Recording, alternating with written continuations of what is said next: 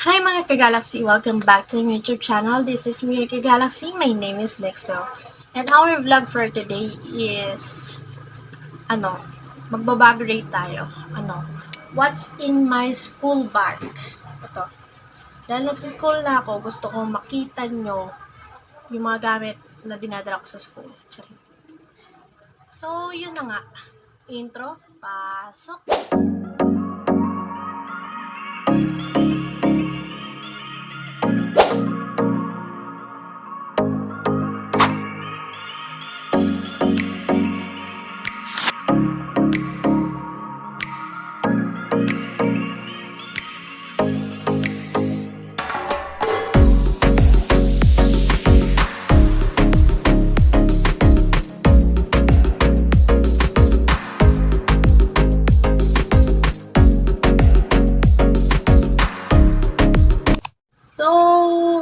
Marami ang hindi nakakaalam kung anong course ang kinuha ko sa college. But I think this is not a course. Pero nag-enroll po ako as an caregiver. Caregiver po ang tinitake ko na course, pero hindi ko alam kung course pa rin siya. Pero parang course pa rin siya, pero caregiver. So, ano nga ba ang nasa bag ng isang caregiver student? So, eto yung bag ko. Ayan. Sa Shopee ko lang yan nabili. So, first is buksan natin ang malaking bora. Hindi ko alam kung paano ko siya ipapakita sa inyo. Nalagay ko siya dito. At least makikita nyo binuksan ko siya, diba? So, eto.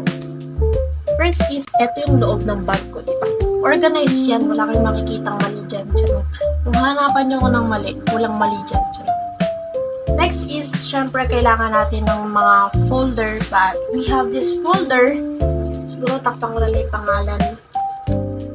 Pero ito siya. So, ito yung aking folder na ginagamit. So, ayan, dyan na nakalagay yung mga quiz and everything. May bond paper dyan kasi mahalaga ang bond papers. Sa mga, ayan, ito. Meron ditong mga demo namin, ganyan, mga kailangan namin i-demo. Pakita ko sa inyo, pero takpan ko na lang din yung school. Para private, yan. Ayan, yan na po ang ginagawa namin. Nasa infant bathing na kami. Magpapaligo ng baby. So, yun ang ginagawa ng mga caregiver student. Wala namang masama sa pagiging caregiver. Parang course din siya. Parang nag-aaral ka lang din. Same lang din. Next is meron ako ditong sterile latex surgical gloves. Ayan. Ginamit namin to kasi nag-get them kami on kung paano ang tamang pagsusuot ng gloves, surgical and medical gloves. So, ito kasi is siya. Surgical gloves siya. So, ginamit namin yan. Nag-ret them kami nga. Next is, meron ditong bandage, which is tinatawag na triangular bandage. Then naman siya. Parang first aid din siya kapag kunyari may nadaanan ka aksidente, kung paano mo tatalian ng maayos using triangular bandage yung sugat nila. Next is, syempre, kailangan natin ng notebook. Ang notebook namin is konti lang. Not that usual notebook ng talagang nag-aaral. Pero, may notebook din kami. Para talaga kami nag-aaral. Like, ang notebook namin is, tatlo lang. Tatlo lang ang notebook namin, which is, may notebook pa din, pero tatlo lang. Next is, kailangan ko pa din ng yellow pad, importante ito. And, ito, ayan, para makita niyo yung pinag-aaralan namin. Mechanical age for ambulation. Mga keys, ganyan. Next is, ang importante to, kapag nagko-commute ako, lagi dapat merong electric fan because sobrang init pag nagko-commute. Grabe. And I have this pouch here. Ayan. Ang laman nito, for emergency, for girls lang din naman. Meron dito clip. Hair clip. Hair pin. Alam niyo naman, ang hair ko is hindi marunong makisama.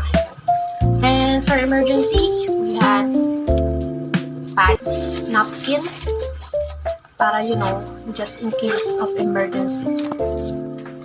And eto, wala naman laman, pero expensive po siya. Pero hindi na kasi ako naglalagay yun. And first is, I have this tripod. Nasa bag ko pa din siya, kahit school bag dapat to, pero may tripod. So, wala na. So, next na tayo. Dito na tayo sa pinakamaliit. Siyempre, meron dito ang mahiwagang wallet. Tingnan nyo naman ang pera ko. Kawawa ako. Here. Ayan, 200 na lang ang pera ng ante. Sobrang magastos ba? And syempre, is hindi mawawala sa school supplies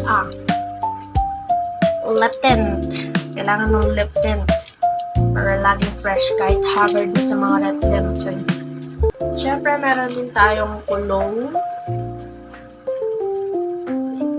Basta cologne yan. Clip. And mga ball pen.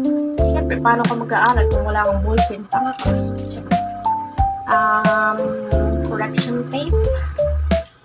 And tape. And mahiwagang earphones. Hindi ko alam kung yan. Makikita niyo basta yan. And pabang ulit, pero balm siya. Solid balm. Pero pabang siya. And may nag-iisang band-aid. Hindi ko alam kung bakit may band-aid ako. Pero yun, may band-aid ako din. And last is notepad. Yan. So, yun lang ang laman ng aking bag. So, yan. Yan lang ang laman ng aking bag. So, ayun. Ginawa ko lang to para ma-share sa inyo or para maalam nyo din kung ano yung course na kinuha ko. Kasi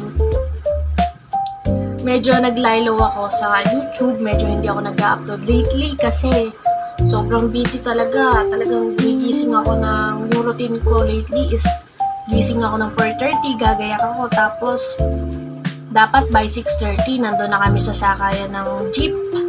Kasi mahirap pumiyahe pagtanghali na and medyo malayo din yung school. Kailangan pa namin sumakay ng jeep and also tricycle para makapasok sa school. Hindi ako nag-apartment because syempre gusto ko pa rin yung umuwi sa bahay kasi syempre iba yung comfort kapag nasa bahay ka talaga mismo. Pag alam mo, nakikita mo din yung family mo, di ba? Medyo nakakapagod, syempre. Nakakauwi naman ako. Minsan, maaga uwian namin. Minsan, 3 uwian namin. Pero, ang schedule talaga namin is 8 a.m. to 5 p.m. So, minsan nakakauwi ako 6 na, ganyan. So, yon. And, di ko alam kung makakapag-vlog ako. Pero, meron kasi kaming gaganapin na seminar this coming August 3 sa Baler, but I don't know kung kakayanin ko pang mag-vlog kasi parang hindi ko kakayanin kasi hindi ako kung napapansin nyo, wala akong vlog na nagba-vlog ako sa labas kasi hindi pa ako ganun ka-confident on kung sino ako, kung ano ang ginagawa ko in front of camera. Hindi pa ako ready or hindi, medyo nahihiya ako na, si Nicole nag-vlog, ganyan. So, yun. So, ang course na kinuha ko is I am a caregiver student and yun, kung nagtatanong kayo kung ilang months or ilang years ang caregiver, dito kasi sa school namin is 6 months lang and then parang 8 months din siya kasi one parang 2 months yung OJT namin sa ospital, tapos 6 months yung trainings or which is school. And then, after nun, bago ka mag-graduation, meron pang assessment. Dun iti-test yung mga skills na natutunan mo or natutunan mo sa training. Dun ka i-evaluate kung makukuha mo yung caregiving NC2 certificate ata ang tawag doon. Basta yung certificate na parang registered caregiver ka na. And then, after nun, merong graduation. Then, after nun, okay na. Pwede ka nang mag-upload ito eh. So, yun. So, yun lang mga ka-Galaxy. I hope you like this video. So, don't forget to like, share, subscribe, and click the notification bell for more updates and more upcoming videos. And sorry ulit mga ka-Galaxy kasi naging busy na naman ako lately. Actually, hindi to expected na parang 1 month lang ako nagbakasyon after my grade 12. Parang after ng graduation ko sa grade 12, tapos 1 month bakasyon ako, tapos nag-start yung school namin is July 1. So, yun talaga, sobrang iksi lang ng vacation ko, pero that's fine, it's good. Mas magandang hindi nasasayang ang oras para sa tambay-tambay na ganyan.